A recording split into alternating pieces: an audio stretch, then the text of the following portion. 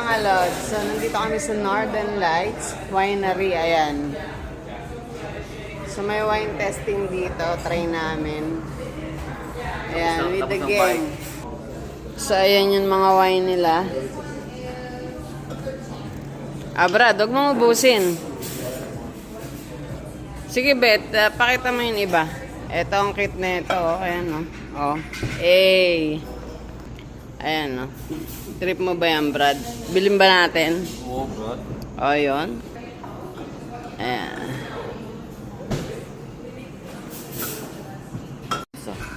Iba din siya.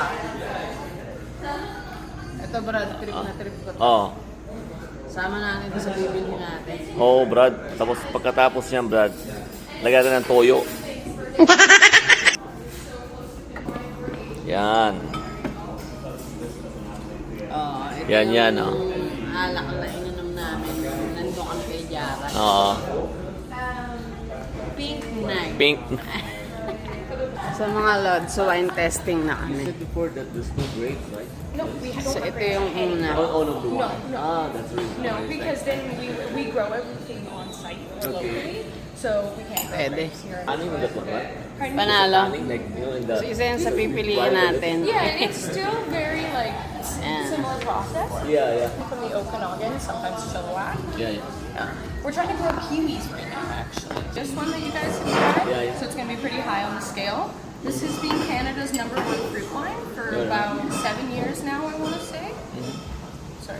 No problem. This is for the dog. You taste the specific So may fruits a strawberry lot daw more. daw, Like this mga one, it's pretty lods. hard to pinpoint. Yeah. This one being apple is pretty easy with this one. And I noticed that people either taste the strawberry comes through a lot more in the flavor. It's a fermentation involving grapes. So we can't make ice wine technically, Yeah. a syrup.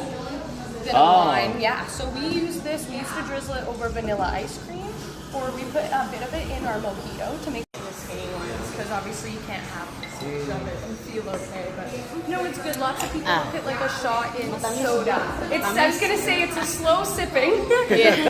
Masarap yung wine nila dito. Pure fruits A. Boom. Ayan yung mga pagkain nila dito, mga lods. Mga marites. Starter muna tayo, mga lods.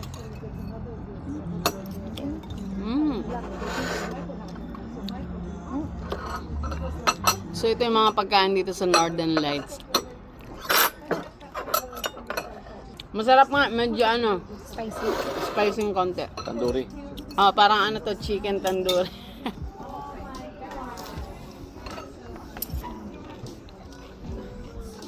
Kailangan kong kalaban mo dito, beef. Manakagod tayo ng beef bread. Maga. Oo, Brad. Panalo, boy. Luar pa.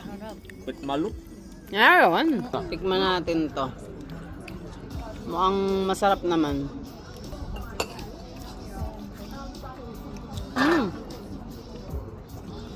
Panalo.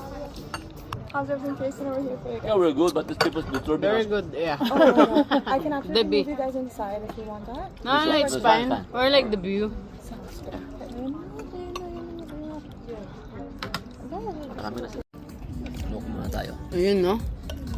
So, ito yung, ito yung binabayaran dyan. Yung pinaka-view nila, yan.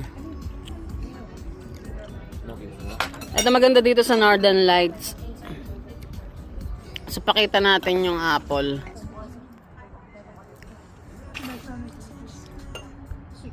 Ayan. Marami silang mga apples dito, mga lods. Focus natin ng konti, yan. So, try natin dyan mamaya, Brad. Ayan, no? Ang lalaki ng apple. Hey! So, try natin yung pasta, mga lods.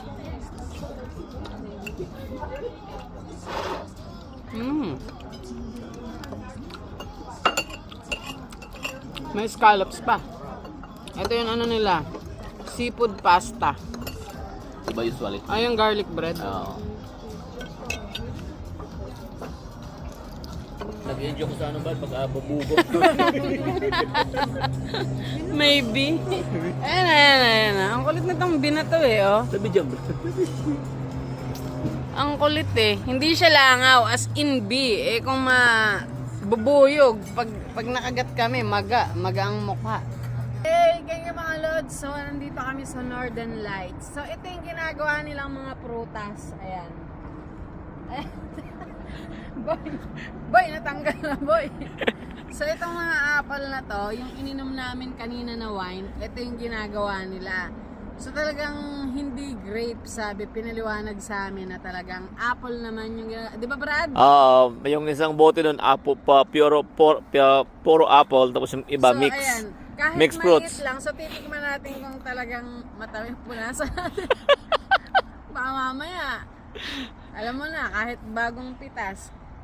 Ang sabi lang, bawal yung apple picking. Pero pwedeng tikman naman. Oo. So kahit isa pwede, di ba? O, so tikman. Naku, baka magalit si Ebat Adan. Ba't adan? Ba't adan? So tikman natin. Napaka-asim na mukha mo.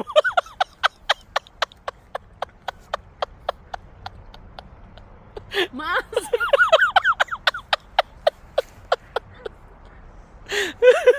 Pero pwede na syempre. Pwede na. Kasi libre to eh. Ay, focus mo sa mga to. Ay. Oo. May liit pa. Dami. Oh. Mas, isama mo, mas mukhang maasim. Isama mo, tayo. Ayan. Medyo namumula. Ay, naman muna ako. Halika rito. Come here. Me coming.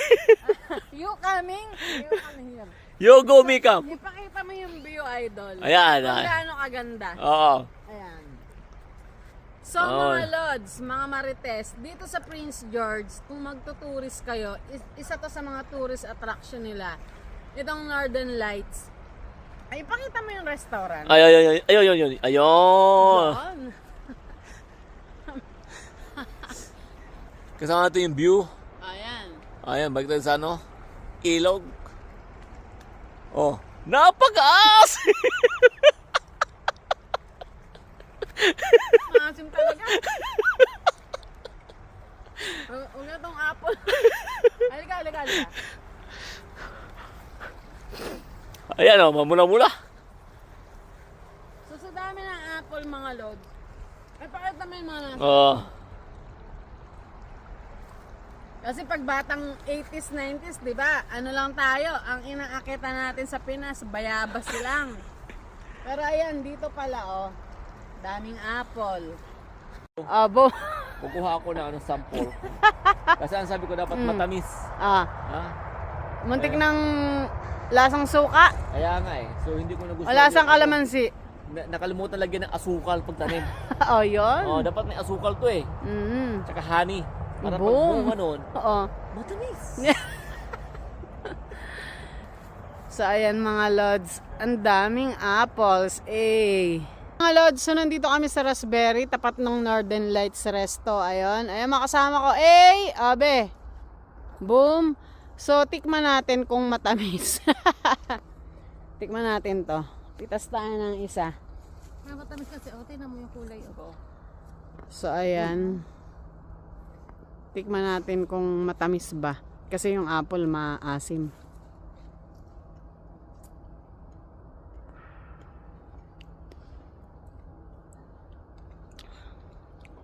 Masarap.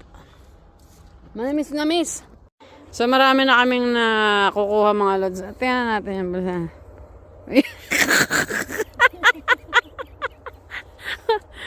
Puro raspberry. Ikaw ba, nakakarami ka na? Sige, hanggat kaya nyo ubusin. Wala naman daw bayad eh. Mga marites. Yun, no? So, pitas tayo mga lods. Kasi, ito yung mga nilalagay namin sa sa salad sa Dubai, oh. Dito, pipitasin mo lang, oh. Libre. Ayan, no?